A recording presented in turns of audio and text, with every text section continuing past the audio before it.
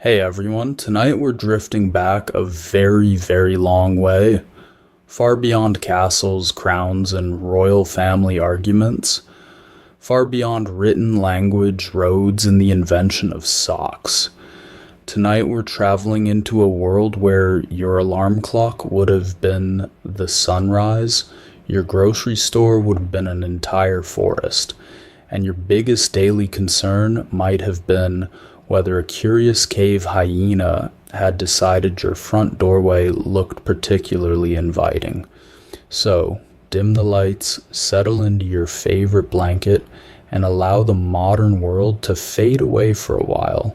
And there's nowhere you need to be except here, wandering slowly through the Ice Age. And if you happen to fall asleep somewhere between a mammoth hunt and an evening around the campfire, well, our prehistoric friends would probably consider that a successful evening. When most people hear the word caveman, they imagine someone with wild hair, a giant wooden club, and a vocabulary consisting mostly of enthusiastic grunting. Hollywood has been rather attached to this version for decades.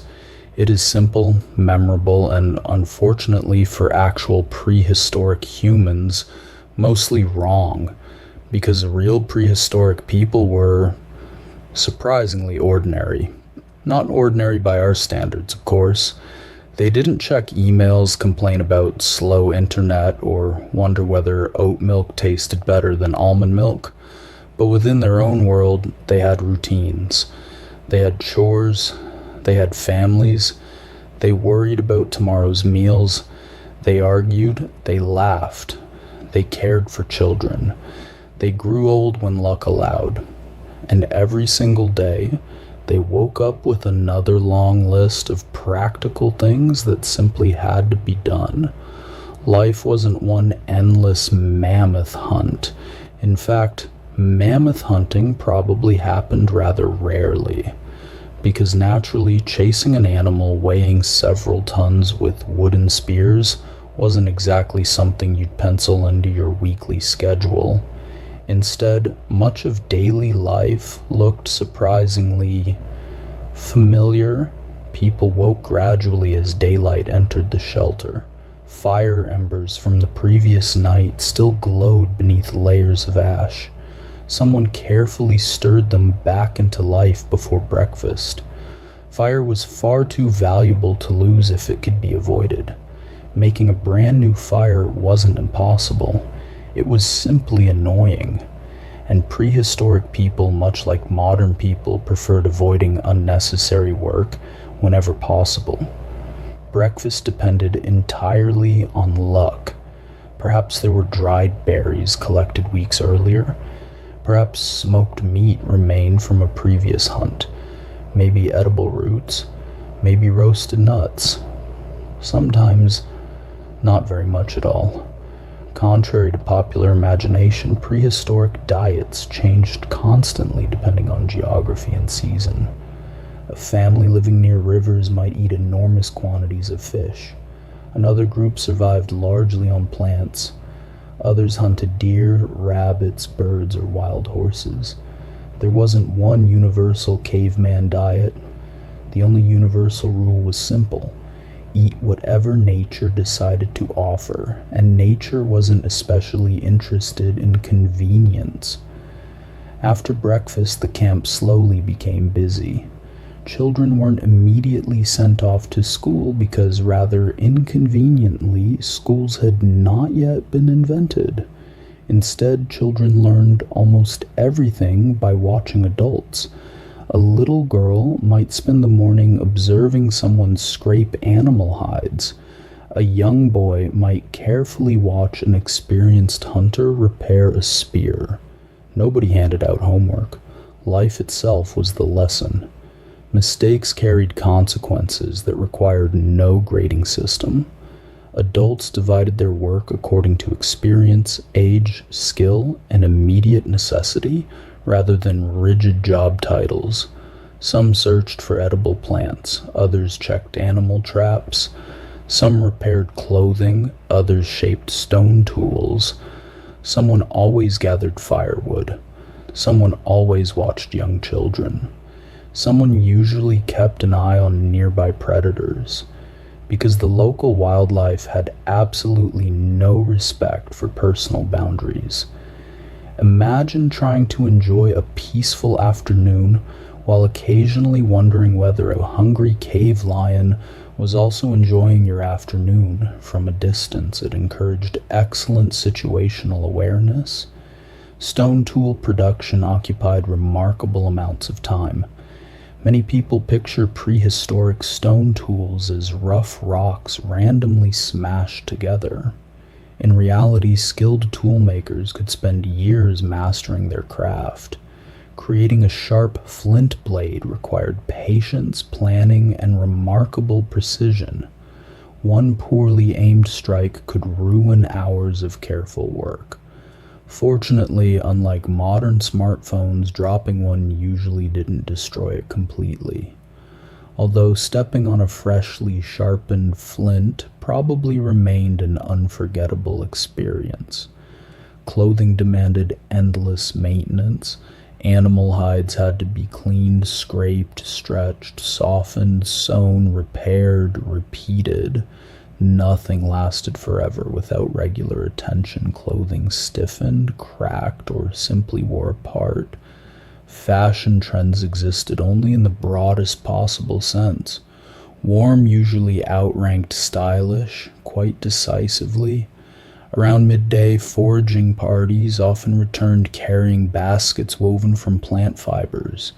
Inside might be mushrooms, roots, seeds, wild onions, fruit, perhaps medicinal herbs whose properties had been learned slowly across countless generations. Knowledge passed through conversation rather than books. One grandmother remembering which berries caused stomach pain could quietly improve the survival chances of dozens of future descendants.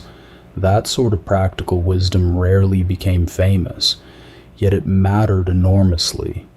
Hunting, despite receiving most of the attention in documentaries, occupied only part of prehistoric life. Successful hunts required planning. Hunters studied animal tracks, wind direction, migration routes, seasonal behavior. Animals knew their environments extremely well. Humans survived by becoming equally observant. A single deer track pressed into damp earth might reveal surprising information. How recently the animal had passed, whether it walked calmly or fled, whether it traveled alone, or whether larger predators had already found it first. The forest constantly spoke. Prehistoric hunters simply became fluent listeners. Of course, hunts didn't always succeed. Sometimes everyone walked for hours only to return empty-handed. Rather disappointing, rather exhausting, rather normal. Failure formed an ordinary part of life. No motivational speeches followed. No inspirational posters reminded everyone to dream big. Tomorrow simply brought another attempt. Back at camp, people continued preparing food. Meat was smoked, plants dried, fat rendered. Nothing useful went to waste. Bones became needles. Antlers became tools. Animal sinew became thread. Even stomachs occasionally became containers. It wasn't glamorous, it was efficient. Efficiency usually beats glamour when winter is approaching. Children, meanwhile, invented games. Archaeologists have discovered evidence suggesting prehistoric children owned miniature tools and toys. Tiny spears, small carved animals, little figurines. Children have always played. Apparently, that part of being human arrived astonishingly early. Some games probably doubled as education. Throwing little sticks improved future hunting skills. Pretending to track imaginary animals developed observation. Playing wasn't separate from learning. The two quietly blended together. As afternoon sunlight softened, more people gathered near camp. Conversations drifted gently, stories were shared, advice offered, arguments settled, or perhaps postponed until tomorrow. Families likely looked surprisingly recognizable. Parents occasionally became tired. Children occasionally ignored instructions. Teenagers probably believed older generations understood absolutely nothing. Some traditions truly never disappear. As the evening approached, the fire once again became the heart of camp. People naturally gathered around warmth. Food cooked slowly, shadows danced against cave walls or temporary shelters. Someone told stories, perhaps tales explaining stars, animals, ancestors, strange rocks, powerful rivers. Every society creates stories. Written language wasn't necessary. Memory served perfectly well. The oldest storyteller may have carried an entire library inside their mind. Songs probably accompanied many evenings, simple rhythms, repeated melodies, voices blending softly beneath remarkably clear prehistoric skies. Without cities, electric lights, or aircraft overhead, the night sky appeared almost unimaginably brilliant. The Milky Way stretched overhead with astonishing clarity. People surely noticed. They couldn't really avoid noticing. Whether those stars became gods, spirits, guides, or simply beautiful lights remains difficult to know, but they certainly looked upward. Eventually sleep arrived. People rested close together for warmth and safety. The fire burned gently. Someone occasionally woke to add more wood. Outside, wolves howled somewhere in darkness. Owls hunted silently through ancient forests. The world continued moving while humans slept. Tomorrow would resemble today in many ways. More gathering, more repairing, more searching, more conversations, more careful observation. Life changed slowly, very slowly. Entire generations might witness almost identical routines, and perhaps that's the great. Most days were wonderfully ordinary. Ordinary work, ordinary families, ordinary worries, ordinary hopes, simply stretched across landscapes of ice, forest, and open grasslands that now exist mostly in imagination. And somehow, through thousands upon thousands of those quiet, ordinary days, our ancestors slowly shaped the foundations of everything that would eventually become civilization. Not through dramatic moments, but through countless peaceful mornings, patient afternoons, warm fires, shared meals, tiny improvements, one careful day at a time. And for now, as our fire burns low and the stars continue their slow journey overhead, let's remain beside these ancient people just a little longer.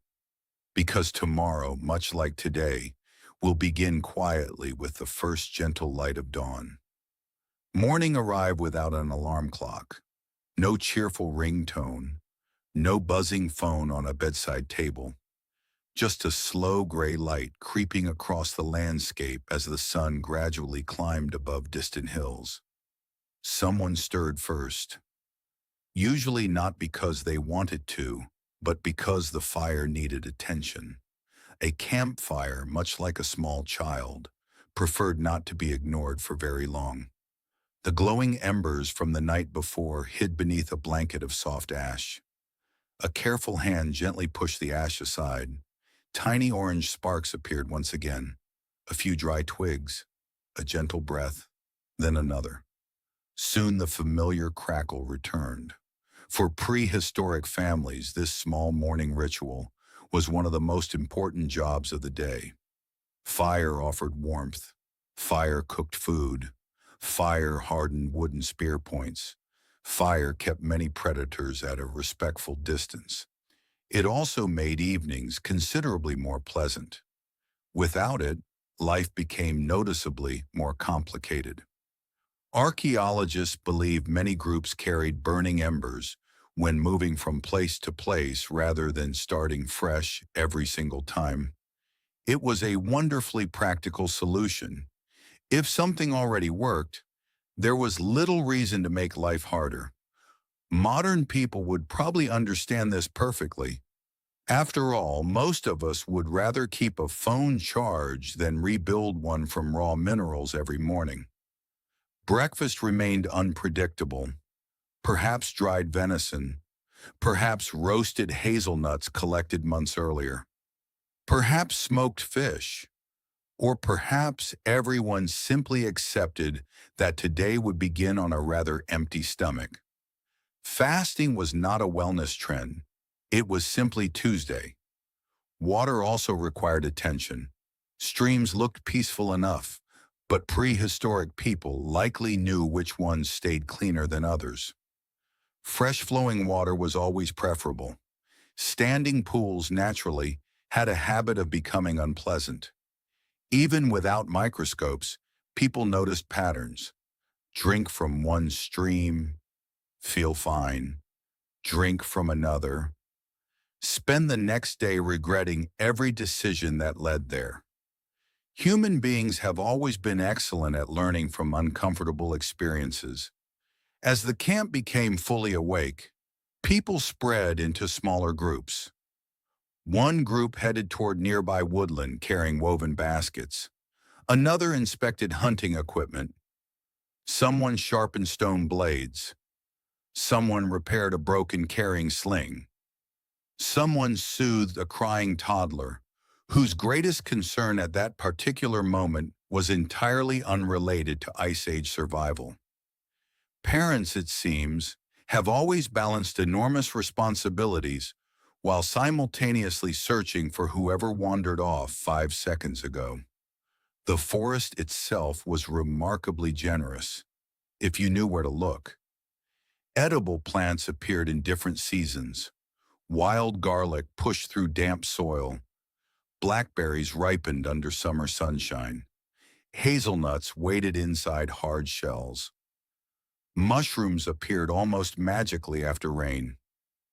Of course, some mushrooms also offered an exciting opportunity to discover entirely new forms of stomach discomfort. Distinguishing between dinner and disaster required generations of careful observation. Knowledge was precious. One mistake could become the final lesson anyone ever learned. Older members of the community often carried remarkable amounts of botanical knowledge. They understood which roots eased pain, which leaves reduced swelling, which plants helped wounds heal. Medicine existed long before pharmacies.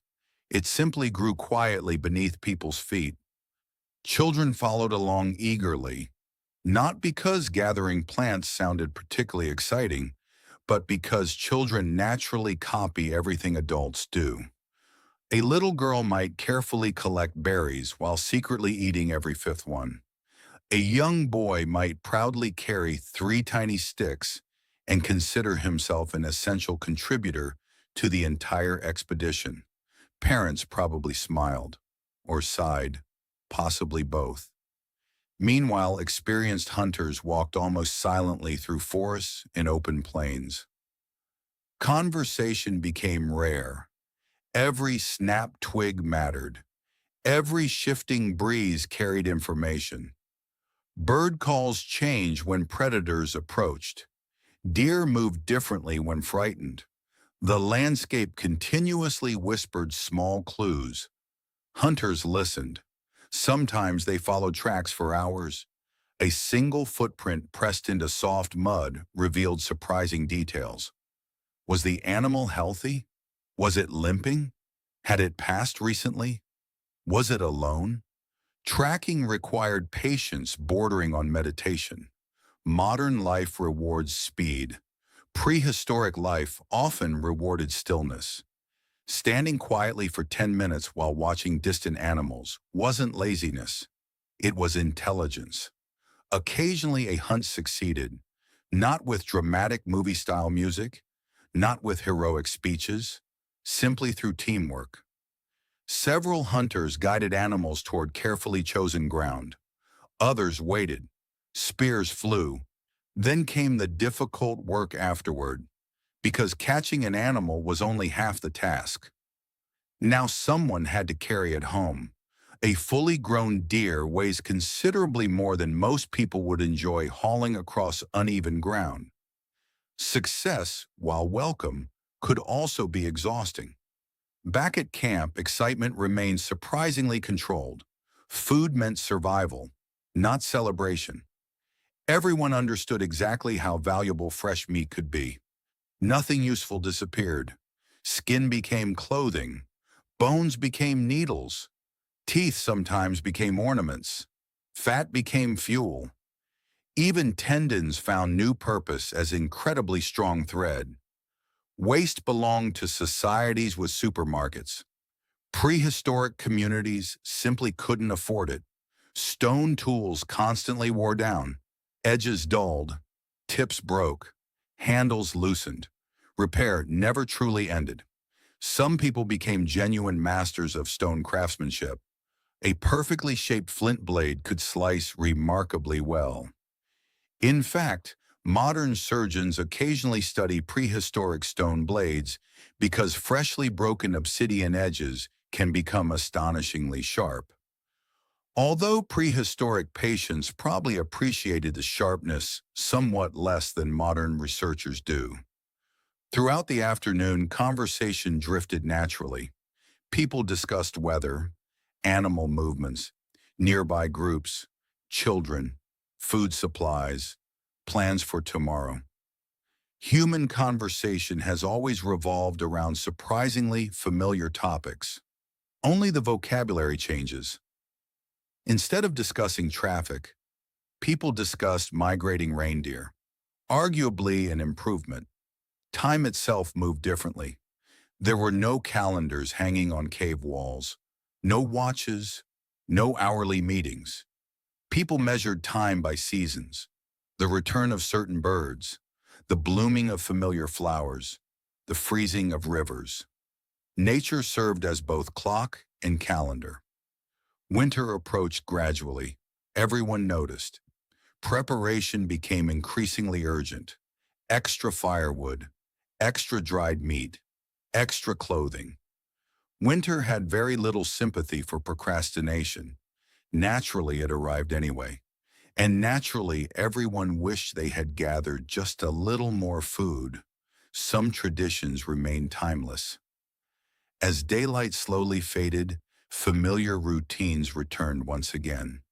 Smoke drifted upward, shared knowledge, carefully tended fires, gentle conversations beneath endless stars. It wasn't glamorous, it wasn't dramatic, but slowly, over countless generations, these ordinary people shape the future without ever knowing it.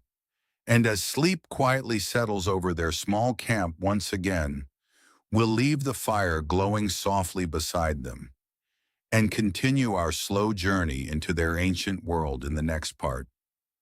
The world was quiet long before the first person opened their eyes. A cool mist rested over the grasslands. Tiny drops of water clung to leaves, spider webs, and the fur of sleeping animals. Somewhere in the distance, birds had already begun their morning conversations, sounding remarkably enthusiastic for creatures that had also just woken up. Our prehistoric family, however, took a slightly slower approach.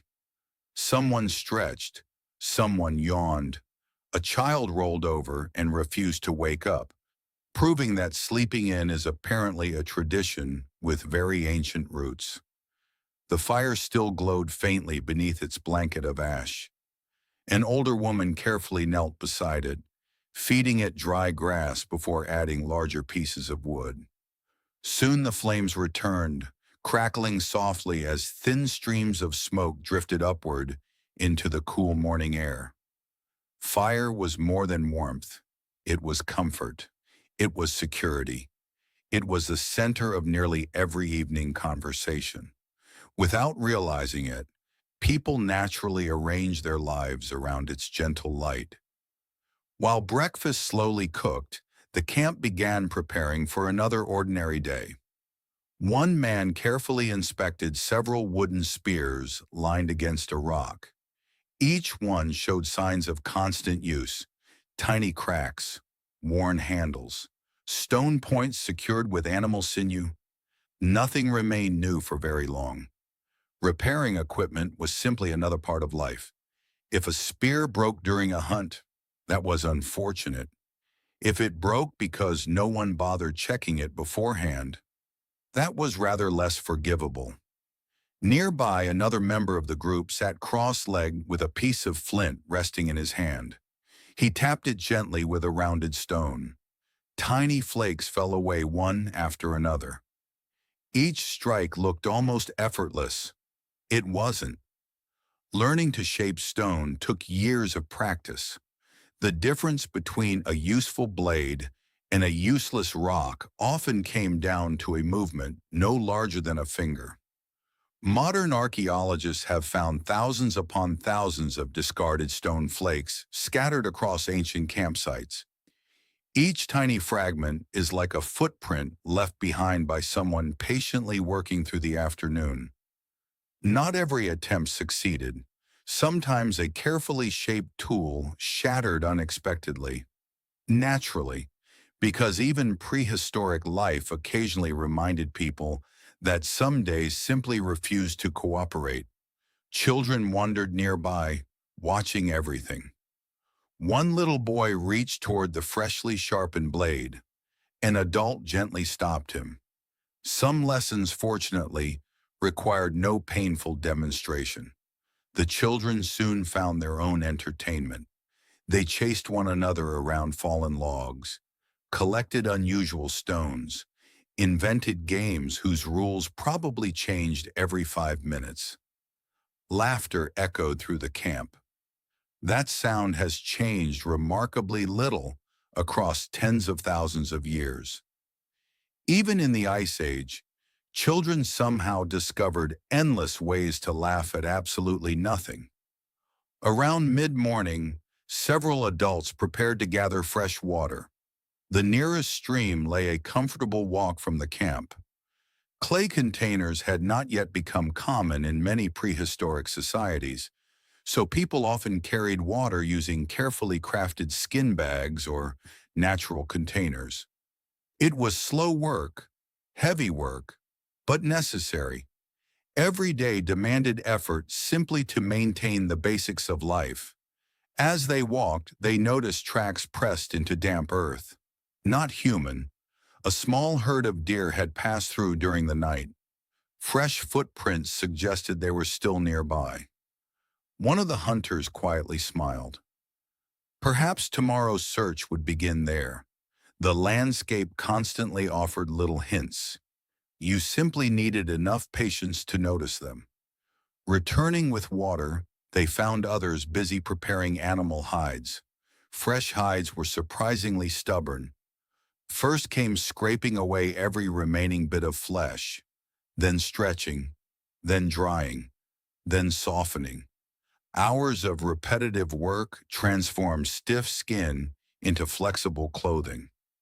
No one particularly enjoyed the process, yet everyone appreciated warm clothing once winter arrived. Some tasks become much more satisfying when viewed several months into the future. By midday, the sun stood high overhead. People rested briefly beneath trees or beside rocky outcrops. There was no hurry. Working during the hottest part of the day often wasted energy. Instead, conversations drifted lazily between family members. Someone pointed toward distant clouds gathering along the horizon. Rain, perhaps, or perhaps not. Weather predictions remain somewhat less scientific than today's forecasts. Although, to be fair, modern weather forecasts occasionally display similar confidence. One elderly man began telling a story to several children gathered around him. He spoke slowly, using his hands to describe enormous animals.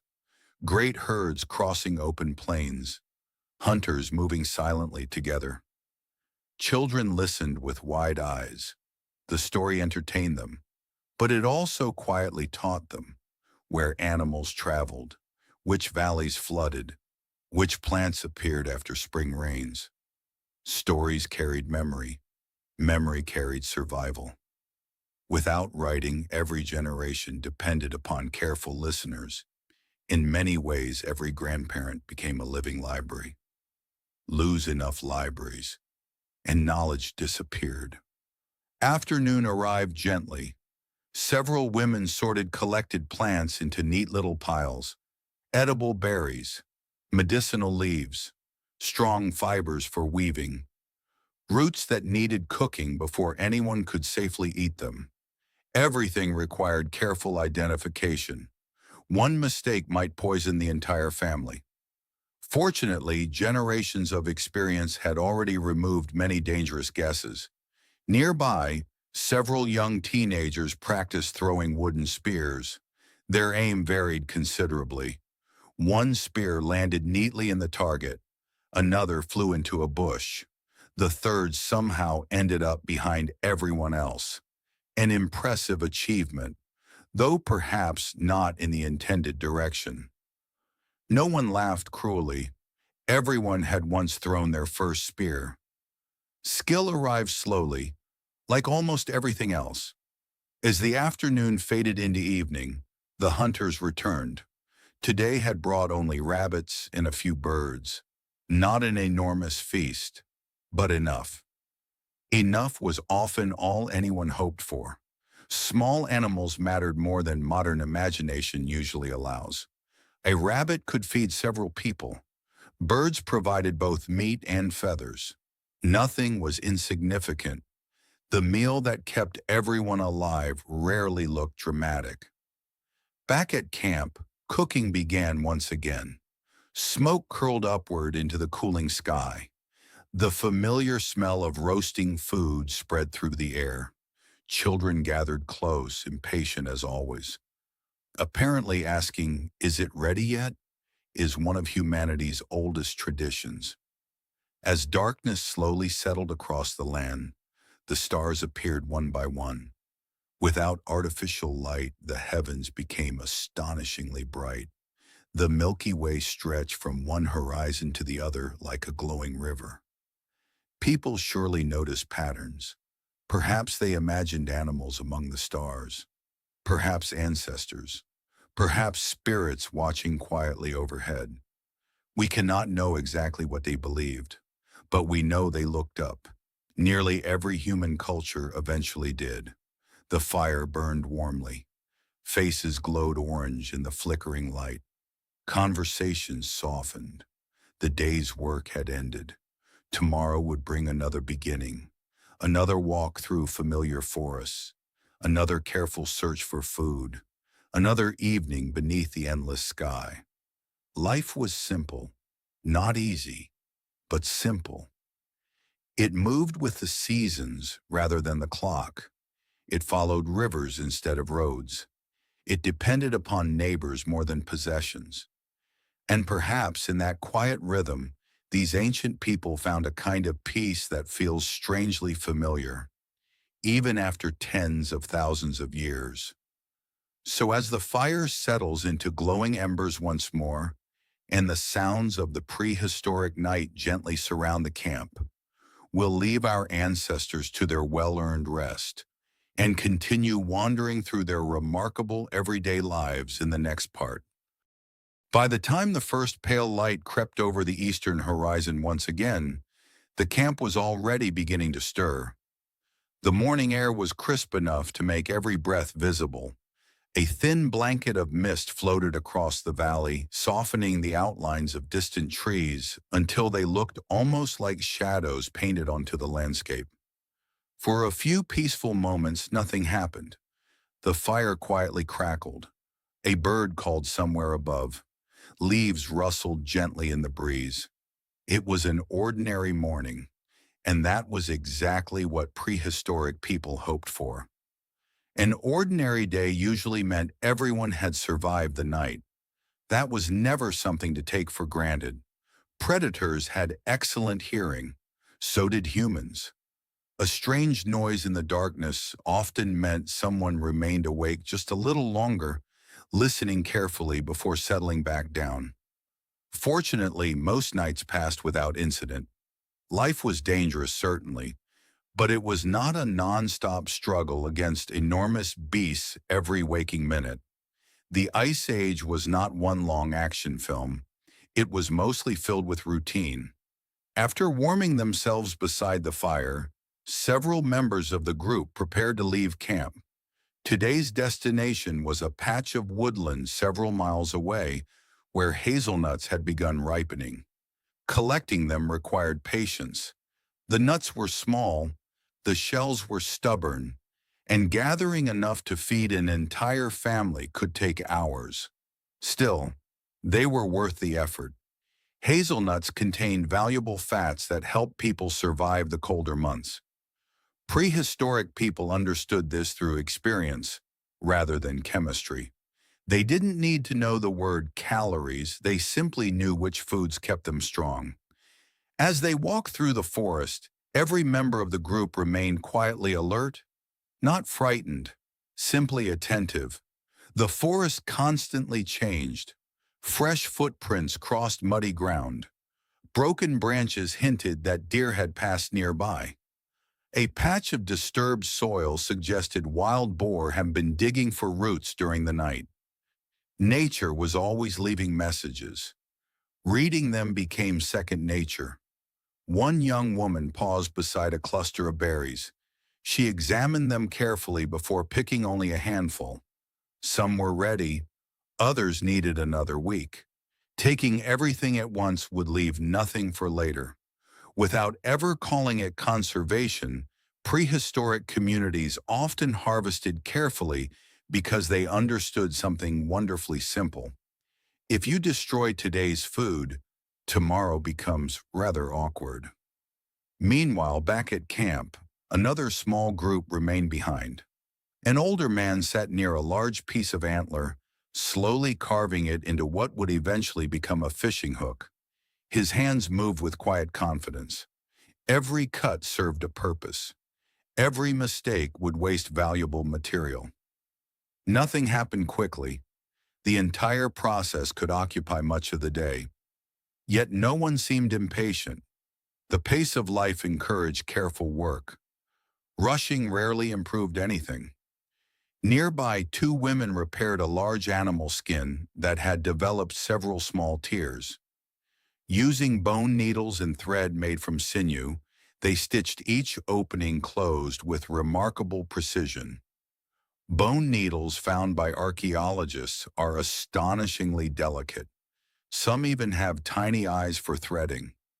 Looking at them today, it becomes obvious that prehistoric craftsmanship was far more sophisticated than the old stereotype of clumsy cavemen smashing rocks together.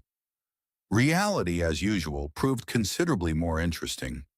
Children wandered freely around the camp, although never completely unsupervised. The oldest children naturally helped watch the youngest.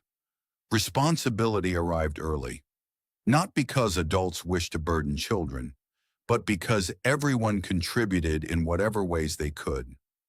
One little girl proudly carried several sticks toward the fire. The sticks were far too small to burn for long, but no one laughed. She had helped. That mattered. Learning responsibility often begins with tasks that are more symbolic than practical. As the morning slowly slipped into afternoon, the nut gatherers returned. Their woven baskets were pleasantly full, not overflowing, but comfortably full, enough for roasting, enough for storing, enough to make the long walk worthwhile. The nuts would be dried carefully, then kept for colder weeks when fresh food became more difficult to find. Planning ahead rarely earned applause. It simply kept people alive. Weather remained a constant companion. Dark clouds gathered across the western sky. Within an hour, gentle rain began falling across the valley. Nobody panicked. Rain was expected. Shelters had been built with this possibility in mind. Animal hides stretched over wooden frames directed much of the water away. Inside, the fire produced comforting warmth while raindrops tapped softly against the roof. It must have sounded remarkably peaceful. One can almost imagine the steady rhythm, the crackling fire, the quiet conversations, children slowly becoming sleepy. If nothing else, rainy afternoons probably encourage excellent storytelling. With outdoor work temporarily limited, people naturally gathered together. One woman began describing an enormous mammoth hunt she remembered from many winters before. Each retelling may have grown slightly more impressive than the last. That, too, appears to be a deeply human tradition.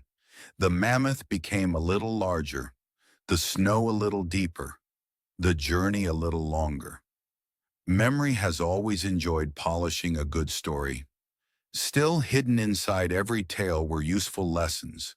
Where the herd had traveled, which valley became dangerous after heavy snowfall, how teamwork mattered more than bravery. Stories entertained, but they also quietly educated. Knowledge traveled from one generation to the next without anyone opening a single book. As evening approached, the rain finally stopped. Fresh air drifted through the camp carrying the earthy smell of wet soil and pine needles. Everything looked cleaner. Leaves sparkled with tiny drops of water. Birds resumed singing as though announcing that normal service had resumed. Several hunters took advantage of the damp ground. Fresh mud preserved footprints beautifully. Tracking animals after rainfall became much easier. They moved slowly through the forest, studying every mark. Here a fox, there several deer. Another morning arrived with no announcement beyond the slow brightening of the eastern sky. There were no church bells, no factory whistles, no calendars reminding anyone that it was Wednesday. In fact, Wednesday was still many thousands of years away. Time for our prehistoric family moved in a far gentler rhythm. There was the season of growing plants, the season of long days, the season when the rivers froze, and the season when everyone quietly hoped winter would finally make up its mind and leave. The sun itself served as the only clock anyone truly needed. As the camp slowly awakened, a young woman stepped outside the shelter and looked toward the horizon. The weather seemed calm. That mattered. A peaceful sky meant another opportunity to travel farther from camp in search of food. Not every day was spent close to home. Sometimes entire groups wandered for hours across open grasslands, carefully following animal migrations or visiting places where useful stone could be collected. Finding good flint was surprisingly important. Not every rock made a useful tool. Many simply shattered into useless chunks. But high-quality flint, that was worth carrying home, even if it weighed heavily on tired shoulders. Some prehistoric people traveled dozens, even hundreds of miles over many generations to obtain the best stone. Archaeologists have discovered tools made from rock that originated astonishingly far from where they were eventually used. This tells us something rather wonderful. People were connected. Groups met one another. Ideas traveled. Materials changed hands. The prehistoric world was not completely isolated. It was more like a slow-moving web stretching across landscapes that had no borders and no maps. Naturally, traveling also meant meeting strangers. Most encounters were probably peaceful. A few may have been tense. When two hunting groups unexpectedly discovered they both liked the same valley, awkward conversations likely followed. Still, archaeology suggests that exchange happened regularly. Shells from distant coastlines appear hundreds of miles inland. Beautiful stones crossed mountain ranges. Knowledge spread quietly from one community to another. Long before written language, people were already sharing more than stories. Back in camp, today's youngest explorers had discovered something endlessly fascinating: a puddle. This required immediate investigation. Several children happily splashed through the shallow water while nearby adults pretended not to notice, until someone slipped. Then everyone noticed. Children have always possessed an extraordinary ability to transform perfectly ordinary mud into the most entertaining place on earth. Meanwhile, two experienced hunters prepared for a different task: not hunting, observation.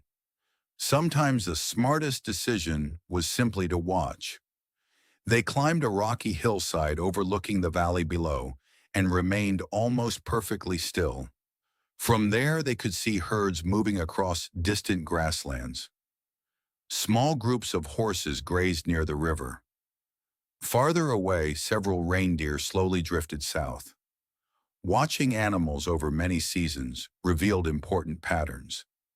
Which paths they preferred, when they migrated, where they crossed rivers. Patience became one of the most valuable survival skills imaginable. Modern life often rewards whoever arrives first. Prehistoric life frequently rewarded whoever waited quietly the longest. As the day warmed, another group searched for materials that rarely appear in dramatic films but mattered enormously: wood. Straight branches became spear shafts. Flexible saplings became handles. Dry sticks became fuel. Without wood, even the finest stone blade accomplished rather little. Selecting the right tree required experience. Not too old, not too young. Straight grain, strong fibers. Nature provided everything, but only if you learned how to ask politely. Nearby, an older woman gathered strips of tree bark. Certain kinds could be twisted into cord. Others worked well as containers. Still others helped start fires even after damp weather. Nothing in the forest existed without potential purpose. The more carefully people observed, the richer their surroundings became. To someone unfamiliar with the landscape, the forest looked like endless trees. To those who lived there, every plant had a story. Some offered medicine, some offered food, some offered danger, and some simply offered excellent firewood. Around midday, the camp became unusually quiet, not because anything was wrong, simply because everyone was tired. Work paused briefly. People rested beneath shade. Children eventually exhausted themselves and fell asleep beside parents or grandparents. Even dogs, if they had already joined some prehistoric communities by this time, stretched comfortably beside the fire. The partnership between humans and dogs may have begun more than 15,000 years ago. No one knows exactly how it happened. Perhaps curious wolves slowly approached human camps in search of scraps. Perhaps unusually gentle wolves became trusted companions. Whatever the beginning, it changed history forever. Imagine the first family realizing that their furry new friend barked whenever strangers approached. A wonderfully useful invention, and considerably friendlier than an alarm system. As afternoon returned, work resumed at its familiar, unhurried pace. One teenager practiced making fire from scratch. It was harder than it looked. Smoke appeared, then disappeared. Another attempt. More smoke. Still no flame. An older man watched quietly without interfering. Eventually, success. A tiny ember glowed. The teenager smiled with obvious pride. Everyone remembered their first successful fire. It was one of those skills that quietly transformed childhood into adulthood. As evening approached, the hunters who had spent the day observing returned with encouraging news. The reindeer herd appeared to be moving closer. Not today, perhaps tomorrow, or the day after. There was no rush. The animals had followed these routes for countless generations. They will probably continue doing so. Planning could begin, which hunters would go, which route offered the best approach, where the wind usually shifted during the morning. Successful hunting depended far more upon careful preparation than sudden bravery. Naturally, films rarely show hours of quiet planning. It lacks excitement. Reality, however, has always been wonderfully patient. The evening meal was simple: roasted roots, dried meat, fresh nuts gathered earlier that day. Wild herbs added a little flavor, nothing extravagant, but satisfying. People ate slowly while daylight faded into soft orange and purple across the horizon. Conversation drifted lazily from one topic to another. Someone wondered whether tomorrow's weather would remain clear. Someone else remembered a particularly harsh winter many years ago. Children interrupted with endless questions. Older relatives answered some, invented answers for others. Parents across history have occasionally relied upon confidence rather than certainty. The stars slowly returned overhead, one by one, exactly as they had the night before, exactly as they would tomorrow. The rhythm of prehistoric life was not built upon extraordinary events. It rested upon repetition, upon habits, upon ordinary mornings and peaceful evenings that quietly carried humanity forward through thousands of generations. And perhaps that is the greatest lesson these ancient people leave behind. History was never shaped only by kings, emperors, or famous battles. It was also shaped by anonymous families sitting around small fires, sharing food, teaching children, repairing tools, watching the seasons change, living gentle, ordinary lives beneath skies filled with more stars than most of us will ever see. So as the fire burns lower once again, and another calm Ice Age night settles softly across the valley, we'll let our prehistoric family drift into sleep, and we'll continue walking beside them in the next part. The next morning began much like all the others, and that, strangely enough, was something worth appreciating. History books often leap from one extraordinary event to another: a battle here, a king there, an empire rising before lunch and collapsing shortly after dinner. Prehistoric life refused to cooperate with that style of storytelling. Instead, it moved gently, one sunrise at a time, one careful meal at a time, one season blending quietly into the next. As dawn spread across the valley, a cool breeze carried the scent of damp earth and pine trees. The night's dew sparkled on tall grasses, turning the entire landscape into something that looked almost silver beneath the early light. A young hunter walked a short distance away from the camp before stopping completely. He listened. Not because he expected to hear anything dramatic. Listening had simply become a habit. The forest always made sounds. Birds greeted the morning. Leaves rustled as rabbits searched for food. Insects buzzed lazily through the cool air. If one of those familiar sounds suddenly disappeared, that usually meant something else had arrived.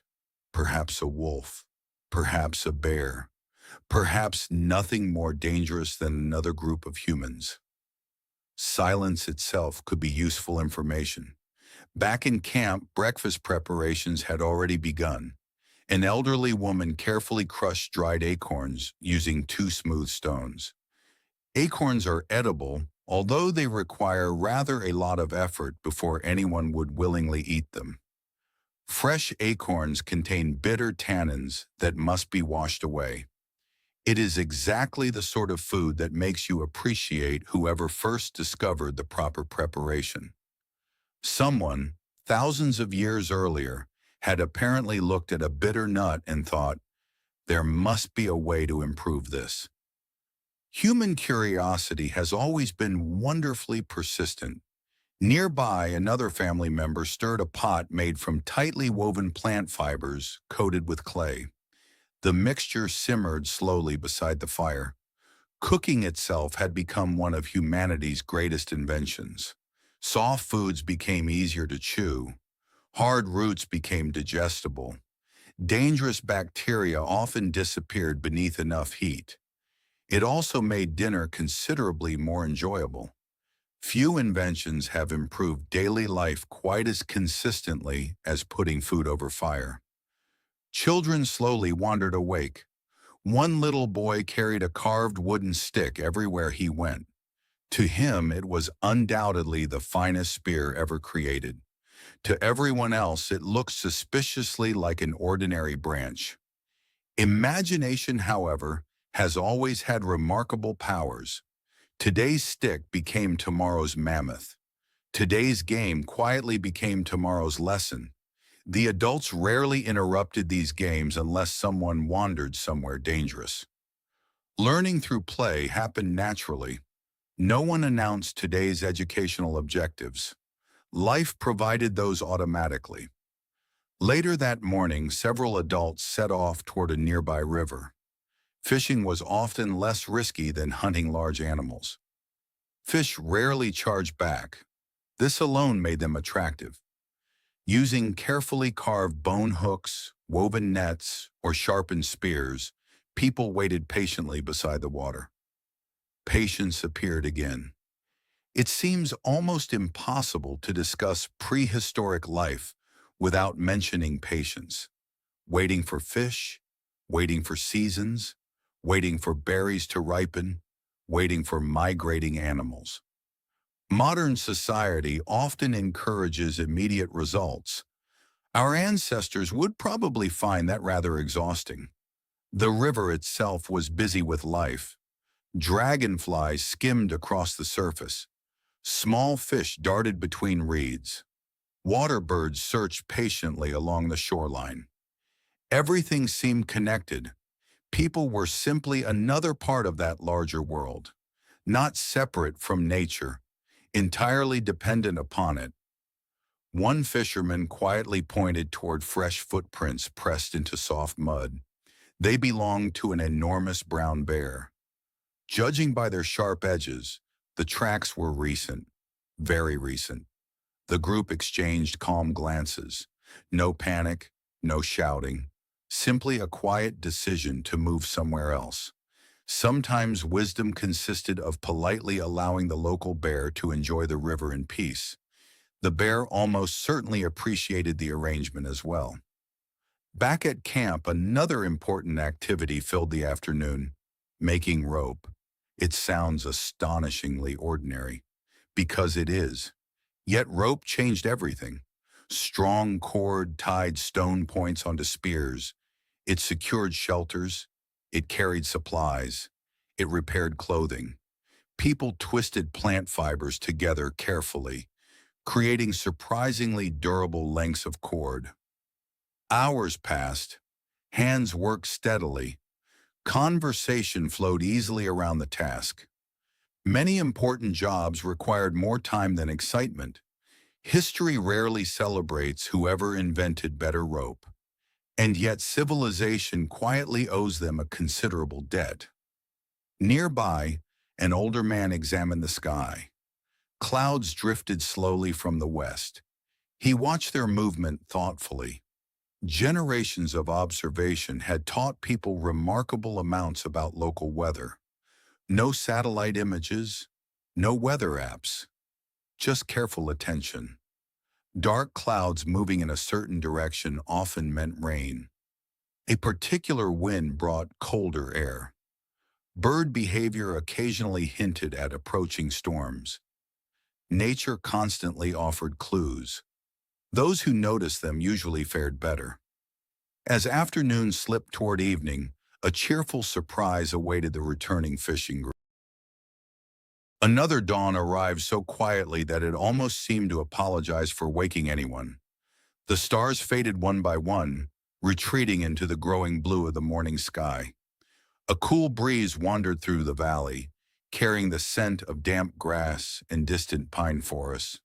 Somewhere nearby, a flock of birds argued enthusiastically about something that was probably very important to birds and completely mysterious to everyone else.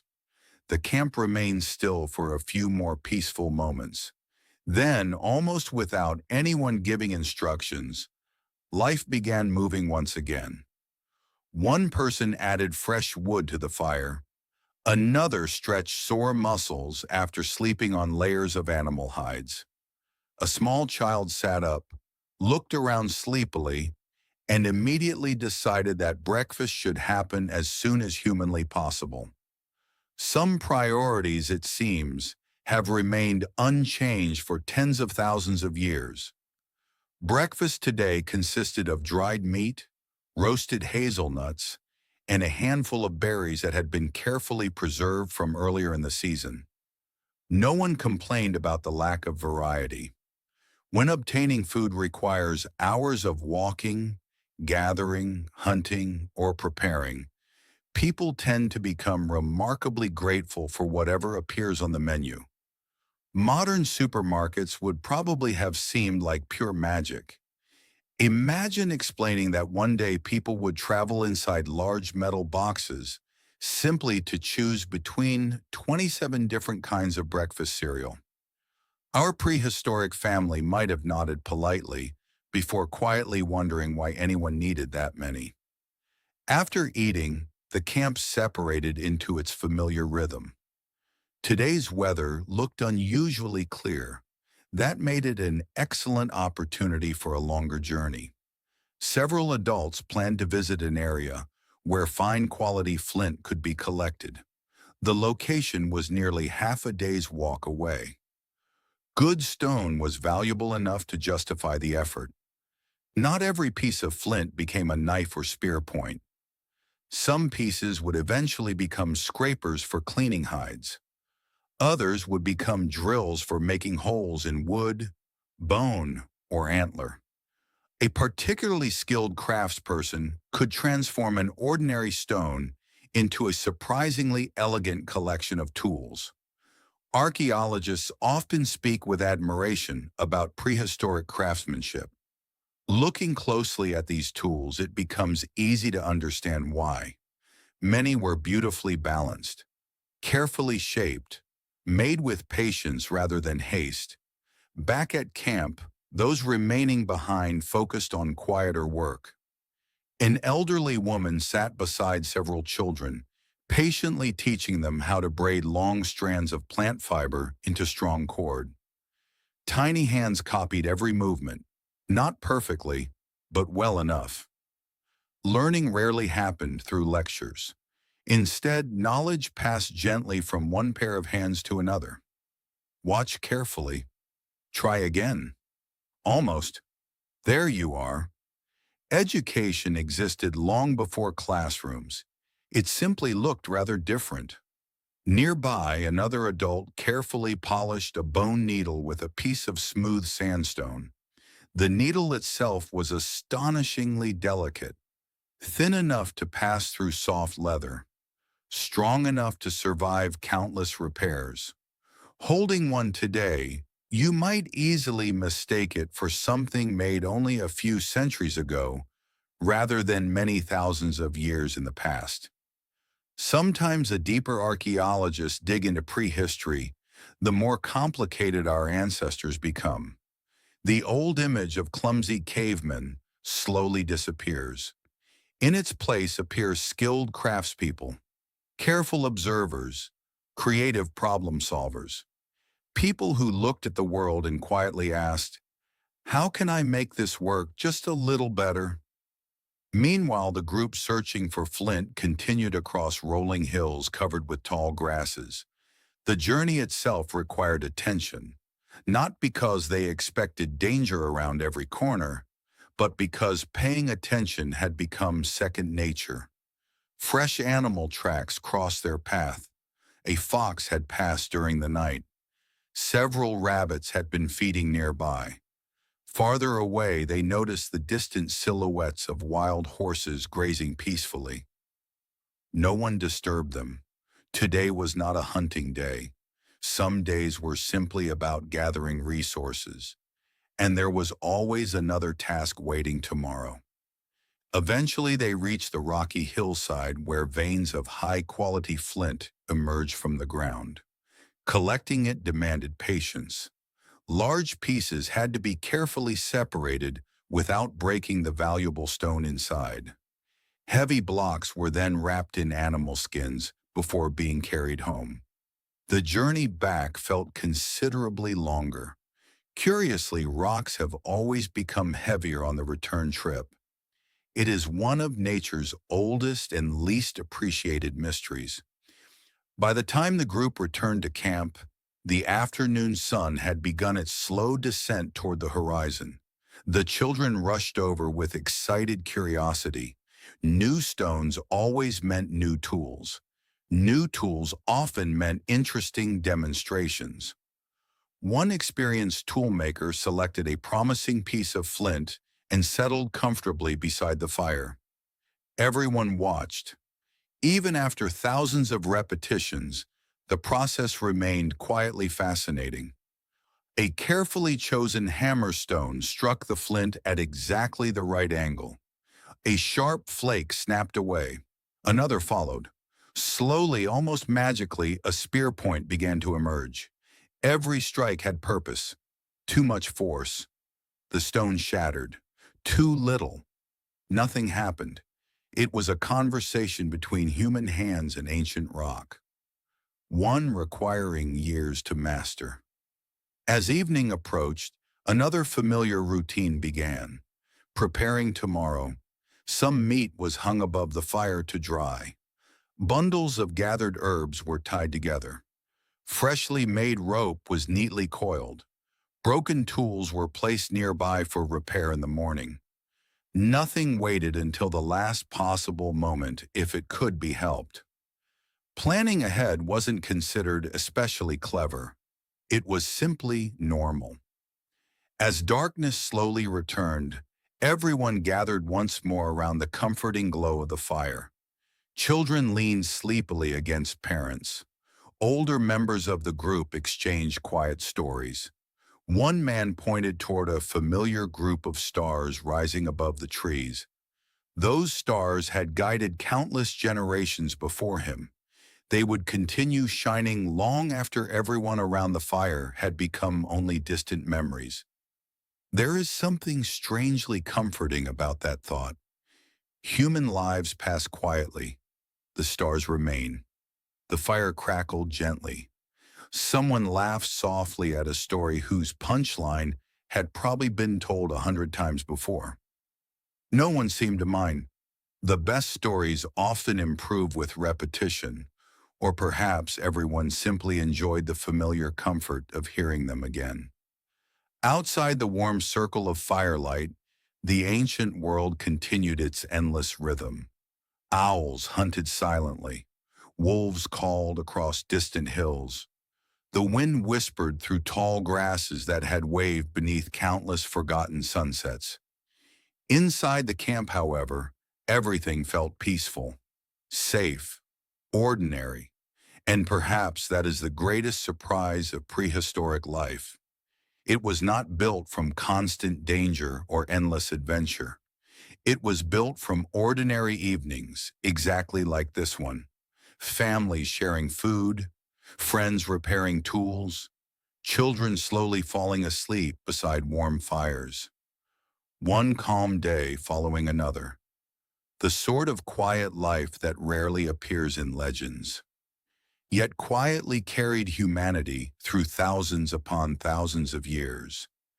And as the last conversations faded into comfortable silence, another peaceful Ice Age night settled gently over the valley, preparing our ancient family for yet another simple, ordinary, and deeply human tomorrow. Morning returned with its familiar patience. The valley slowly emerged from darkness as the first sunlight reached the tops of distant hills. Frost still covered patches of grass, sparkling like countless tiny crystals, before quietly disappearing beneath the warmth of the new day. Nobody rushed. There was nowhere to rush to. The nearest meeting was with the sunrise, and thankfully it had arrived precisely on schedule for several million years. The fire was coaxed back into full life with practiced hands. Dry moss caught first, followed by thin twigs, and finally thicker branches that burned with a slow, comforting crackle. Warmth spread through the camp. The smell of wood smoke drifted into the crisp morning air. It was a scent that had probably greeted human beings for thousands of generations. One wonders whether, if our prehistoric ancestors could somehow visit today, they would still find something deeply comforting about sitting beside a campfire. Perhaps some memories are older than language itself. Breakfast was modest. A few dried fish remained from yesterday's successful trip to the river. Roasted roots provided enough energy for the long day ahead. Several handfuls of crushed hazelnuts completed the meal. No one lingered over breakfast for very long. There was simply too much to do. Today, several families planned to move their camp a short distance farther along the valley. Not because anything had gone wrong, quite the opposite. Mobility was part of life. Hunter-gatherers rarely stayed in one place forever. As nearby plants became scarce or animal herds continued their seasonal journeys, people quietly packed their belongings and moved with the landscape rather than against it. Fortunately, they owned remarkably few possessions.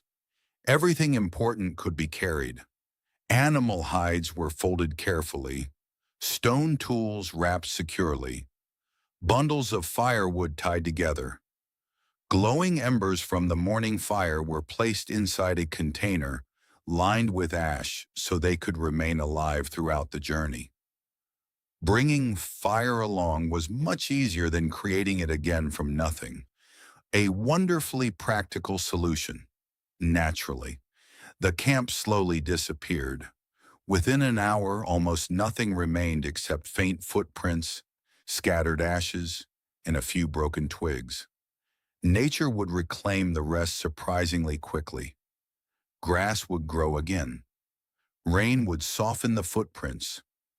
Wind would carry away the ashes.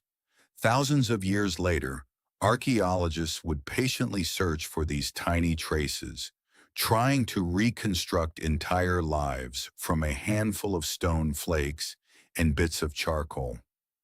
It is rather like attempting to understand someone's weekly routine after finding only their shopping receipt. The journey itself was unhurried.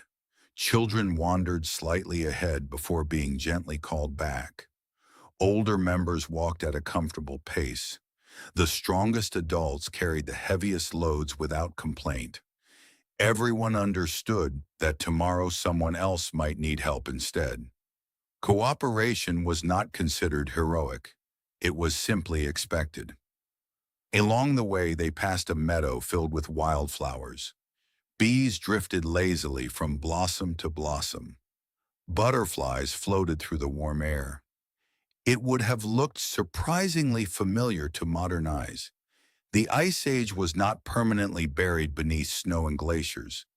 Many regions contained forests, rivers, wetlands, and broad grasslands rich with life. Only the climate was cooler, and some of the wildlife considerably larger. By midday, the group reached their new campsite. A shallow rock overhang provided shelter from wind and rain. A nearby stream offered clean water.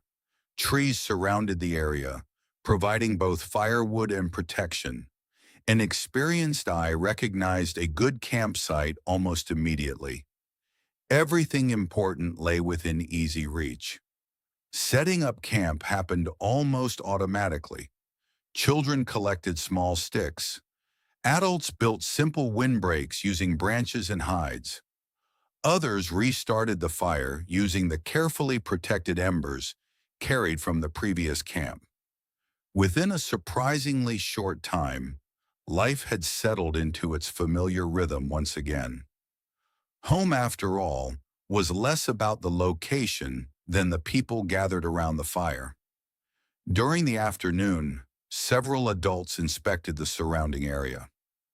Not because they expected danger, simply because knowing the landscape mattered. Where did deer usually cross the stream? Which berry bushes were beginning to ripen? Were there signs of bears nearby? Every answer made tomorrow slightly easier. Knowledge accumulated slowly, one careful observation at a time. A young hunter noticed something interesting beside the riverbank. Tiny pieces of beautifully colored stone, unlike anything found near the old camp. He gathered several of them, not because they were useful, simply because they were beautiful. This small discovery reminds us of something deeply human. Our ancestors did not live entirely for survival.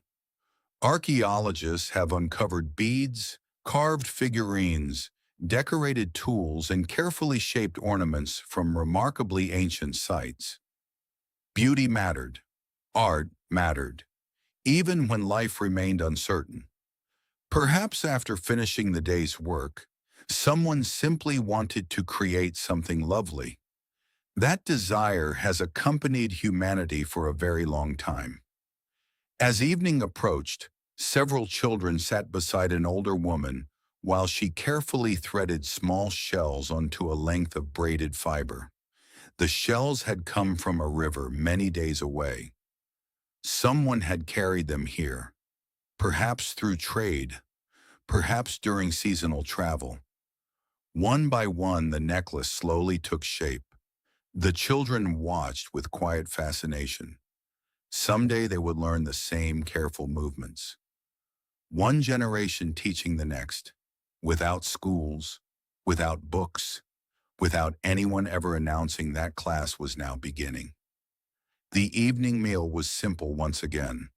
Roasted fish, fresh herbs, a handful of mushrooms collected nearby after careful inspection.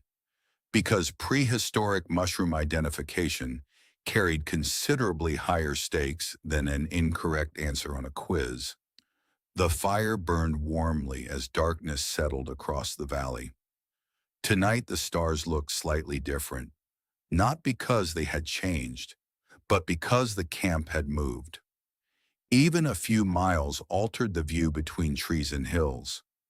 One elderly man quietly pointed toward a familiar constellation. Perhaps he used it to explain the changing seasons.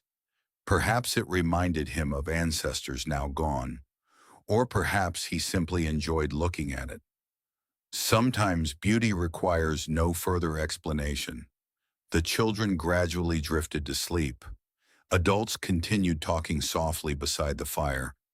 Their conversation wandered from tomorrow's plans to memories of distant places visited many seasons before. The world, though enormous, felt connected through countless journeys made one careful step at a time. No roads, no maps, only memory, landmarks, and stories passed patiently from traveler to traveler. Eventually, the fire settled into glowing embers once more. The camp became quiet. The valley rested beneath another sky crowded with brilliant stars. Tomorrow would bring another ordinary day. More walking, more gathering, more teaching, more laughter, more careful attention to the small details that quietly made survival possible. No one around that fire imagined they were living through the earliest chapters of human history. To them, they were simply living, one peaceful day at a time, and perhaps that is exactly what makes their story so wonderfully timeless. The morning arrived with a gentle blanket of fog resting over the valley. For a little while the world seemed smaller. The trees appeared only as dark silhouettes. The stream could be heard long before it could be seen. Every sound felt softer, as though nature itself had decided to speak in whispers. Our prehistoric family woke slowly. There was no reason to hurry. The fog would burn away when the sun climbed higher, and until then, it was perfectly reasonable to stay close to the warmth of the fire. One elderly woman quietly stirred the glowing embers. Tiny sparks floated upward before disappearing into the gray morning air. Nearby, a young child sat watching the sparks with complete fascination. Children have always been captivated by simple things: a floating feather, a shiny pebble, a dancing flame. Modern toys are impressive, but it turns out a campfire was already doing an excellent job several thousand generations ago. As breakfast finished cooking, one of the hunters examined his favorite spear. Not because he planned to hunt today, quite the opposite. A good tool deserved regular attention. He ran his fingers along the wooden shaft, checking for tiny cracks. The stone point remained firmly attached with sinew and hardened tree resin. Everything seemed perfect. He smiled quietly. There is a certain satisfaction in maintaining something well. It is a peaceful kind of pride, not loud, not boastful. Simply the quiet confidence that tomorrow, when the tool was needed, it would not disappoint. Today's work would focus on the nearby forest. Autumn was slowly approaching. That meant certain foods needed collecting before colder weather arrived. Nature worked according to its own calendar. Ignore it for too long, and winter had a rather unpleasant habit of reminding you. Several adults carried woven baskets into the woods. Others brought digging sticks for collecting edible roots. The children came along as well, eagerly searching beneath bushes for berries. Not every berry made it into the basket. Quality control, one might say, was conducted with remarkable enthusiasm. The forest itself was alive with movement. Squirrels hurried through branches carrying nuts. Woodpeckers tapped patiently against old tree trunks. Small insects buzzed through patches of warm sunlight that filtered between leaves. Everything seemed busy. Everyone was preparing. Winter inspired impressive organizational skills. The gathering itself required remarkable knowledge. One root looked almost identical to another. One mushroom appeared harmless, while its cousin absolutely was not. One berry offered valuable nutrition. Another offered a memorable afternoon for entirely the wrong reasons. Generations of observation had built an invisible encyclopedia inside the minds of these people. No pages, no illustrations, just memory. One lesson shared around countless evening fires.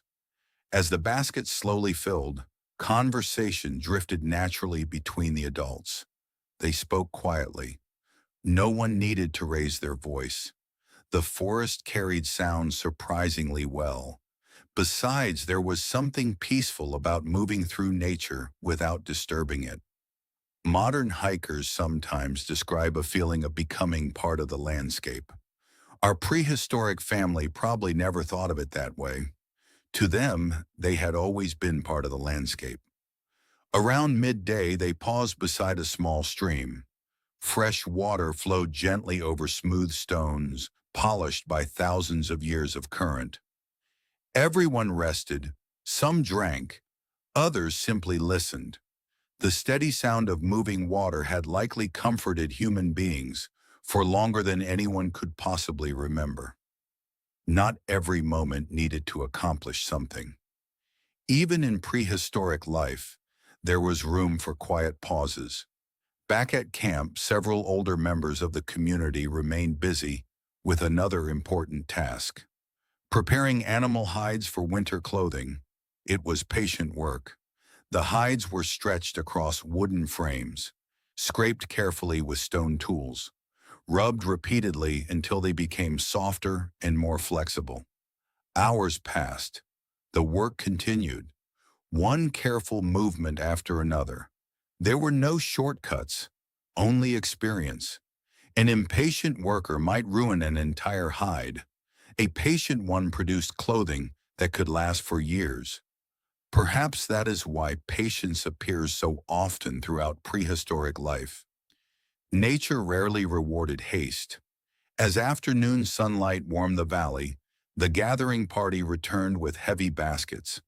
The children proudly displayed unusually shaped mushrooms and colorful leaves they had collected along the way. Not all of them were useful.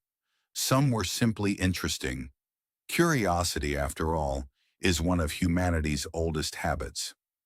Nearby, one teenage boy sat watching an experienced toolmaker shape a new knife from flint. This time, the older craftsman allowed the teenager to try. The first strike, too weak. Nothing happened. The second, too strong. A useful flake snapped away, though not exactly where intended. The older man simply nodded. No matter. Well, perhaps not in those exact words. Language sounded rather different back then, but the meaning was clear enough. Try again. Learning rarely happened perfectly. Eventually, after many careful attempts, the young apprentice managed to remove a long, thin flake exactly as intended. A quiet smile spread across his face. No celebration followed, no applause. Just the quiet satisfaction of becoming slightly better than yesterday. As evening settled over the valley once again, preparations for winter continued. Bundles of dried herbs were tied together and hung beneath the shelter. Freshly gathered nuts were spread out to dry. Stone tools were neatly arranged. Everything had its place. Organization itself became a survival skill. History often remembers grand inventions: the wheel, writing, metalworking. Yet somewhere, long before all of those, someone probably invented the wonderfully simple idea of putting useful things in the same place every evening. It likely saved an astonishing amount of time. The fire glowed warmly as darkness slowly covered the landscape.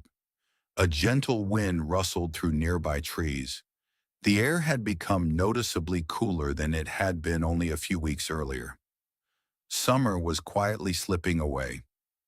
No one complained. The seasons had always changed.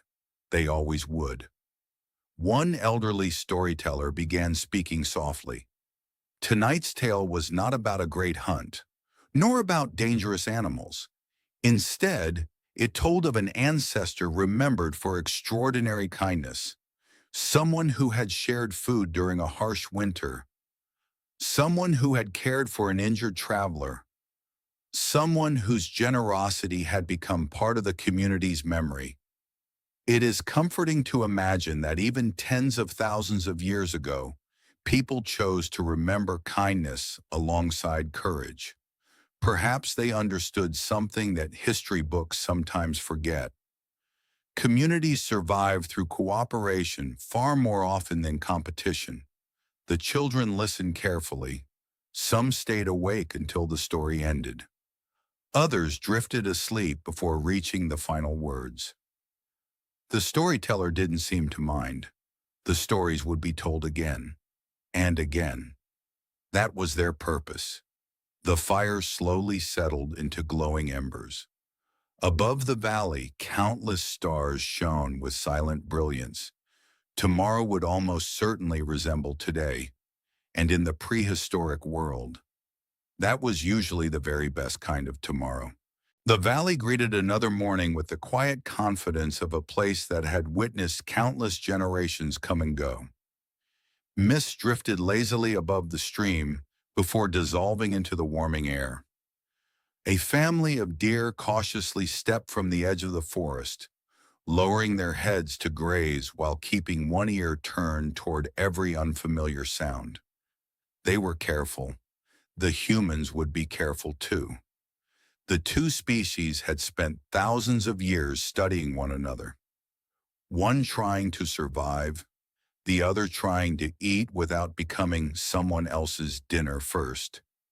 Nature has always encouraged excellent observation skills. Inside the camp, the fire was already alive again. Someone had risen before dawn to feed it fresh wood. Nobody congratulated them. It was simply another quiet responsibility completed before everyone else woke. Many of the most important jobs in prehistoric life passed almost unnoticed. If the fire burned, everything felt normal. If it didn't, everyone noticed immediately. Breakfast was pleasantly simple. Smoked fish from several days earlier, roasted hazelnuts, a few late-season berries that still clung stubbornly to nearby bushes. The children seemed perfectly satisfied. After all, children are surprisingly adaptable. They complain about vegetables in one century and happily eat roasted roots in another. History changes. Childhood remains wonderfully recognizable. As everyone finished eating, today's oldest member of the camp slowly stood and stretched.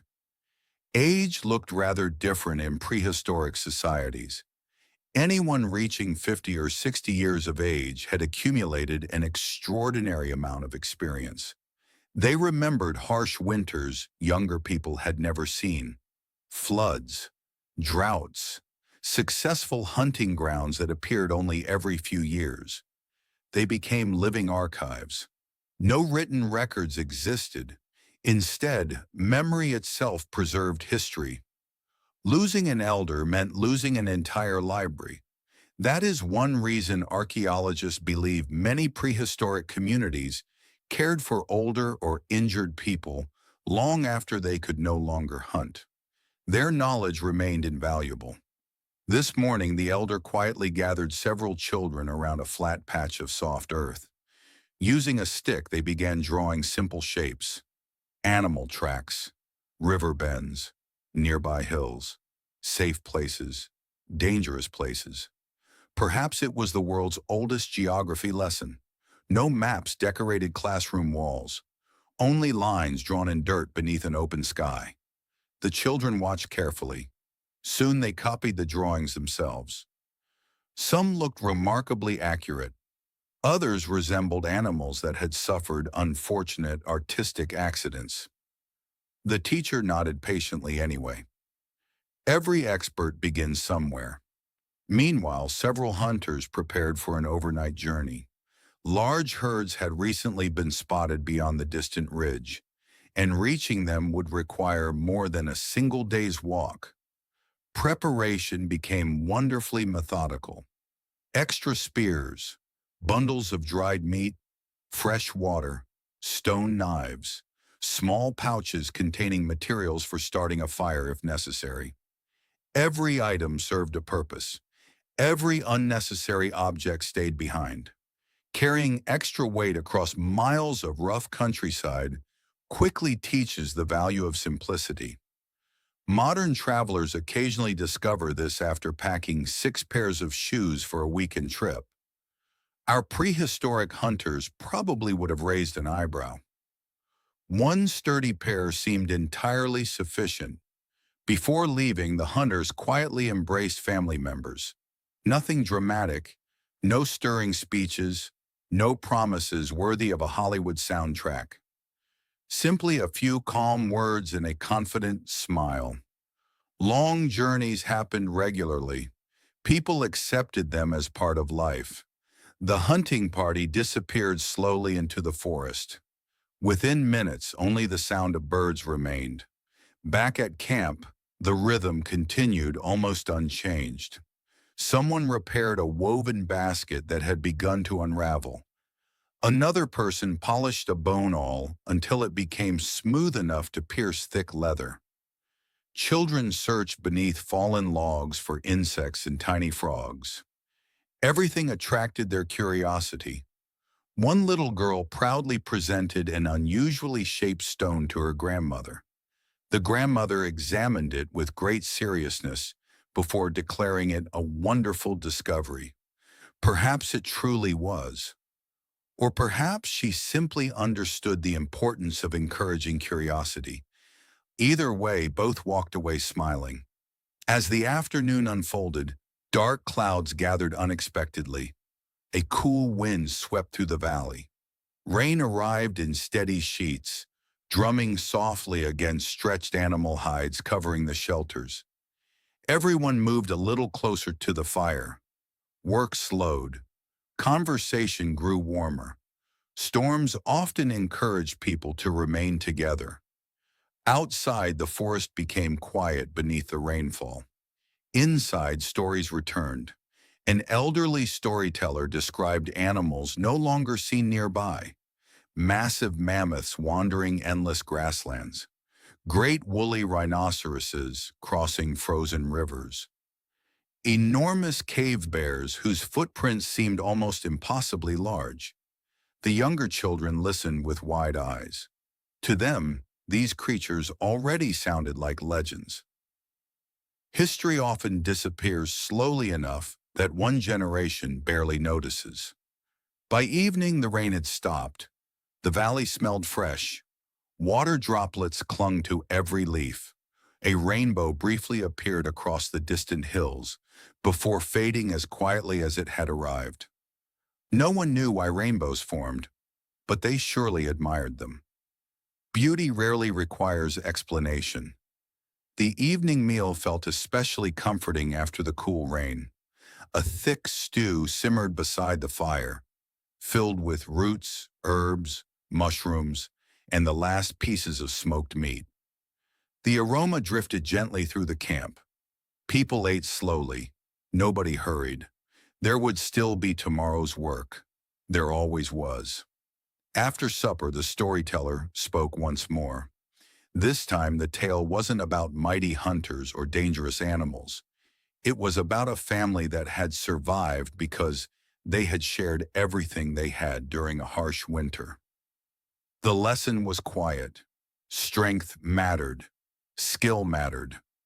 But kindness mattered too, perhaps even more. As the fire settled into glowing embers, the stars slowly reclaimed the sky above the valley. The children fell asleep one by one. Adults remained awake just a little longer, speaking softly beneath a universe filled with more stars than any modern city allows us to see. They could not know that tens of thousands of years later, distant descendants would wonder what their ordinary lives had been like. They would not know that archaeologists would carefully brush dirt from forgotten tools, or that storytellers would someday sit before microphones, inviting millions of listeners to drift peacefully through memories of an ancient world. To them, this was simply another day, another quiet sunrise, another shared meal, another evening around a familiar fire. History is often imagined as something made by extraordinary people, but perhaps its strongest foundations were built by ordinary families living gentle, patient lives, one calm day after another, beneath the endless stars of the Ice Age. Good night.